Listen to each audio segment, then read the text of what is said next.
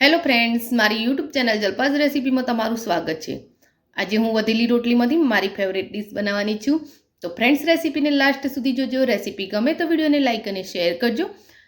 આજની આ ડિશ બનાવવા માટે આપણે એક નંગ ડુંગળી લઈશું અને એને આ રીતે પાતળી અને લાંબી કાપી લઈશું।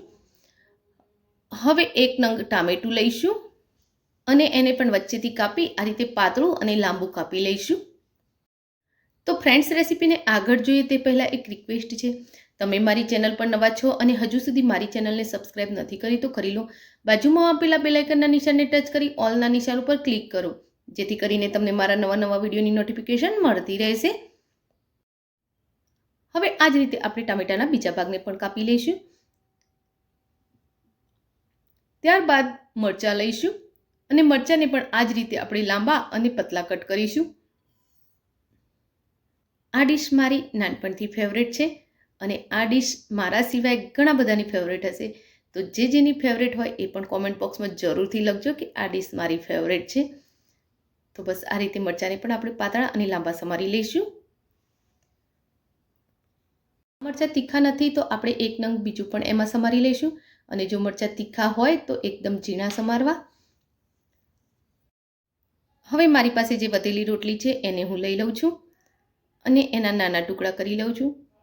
તો આના બહુ નાના પણ નથી કરવાના અને બહુ મોટા પણ નથી કરવાના, બસ આટલી સાઈઝના ટુકડા કરીશું।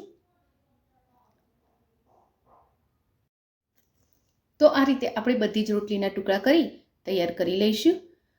હવે કડાઈમાં નાની એક વાટકી જેટલું તેલ મૂકીશું। તેલ ગરમ થાય એટલે એમાં અડધી ચમચી રાઈ એડ કરીશું।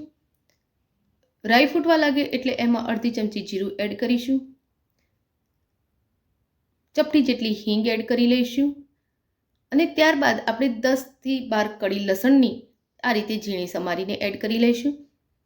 હવે લસણને આપણે થોડી વાર માટે સતળાવા દઈશું, એટલે કે એનો કલર સહેજ ચેન્જ થાય ત્યાં સુધી આપણે એને સાતળવાનું છે।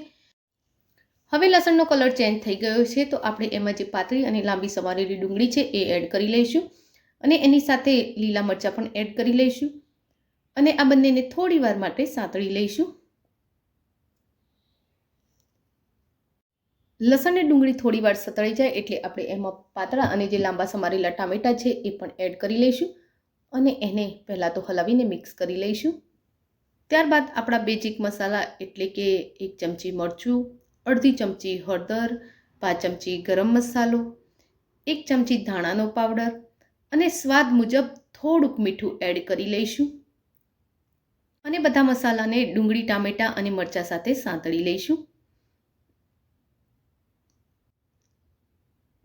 તો મસાલા નાખતાની સાથે જ ડુંગળી, ટામેટાં અને મરચાં બધું સોફ્ટ થવા લાગ્યું છે,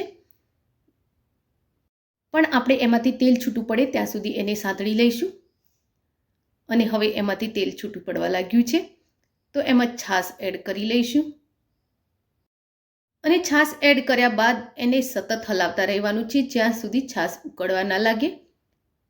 છાશની જગ્યાએ તમે એમાં દહીં પણ એડ કરી શકો છો, તો દહીં પણ પહેલાં હલાવી અને બરોબર સાંતળી લેવાનું, તેલ છૂટું પડે પછી એમાં પાણી એડ કરી શકો છો।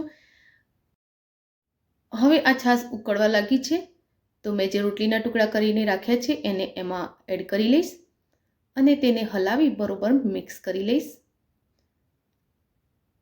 મિક્સ કર્યા બાદ એને બહુ ગેસ પર રાખવાનું નથી, જેવું એ સારી રીતે મિક્સ થઈ જાય પછી આપણે ગેસના ફ્લોને બંધ કરી લઈશું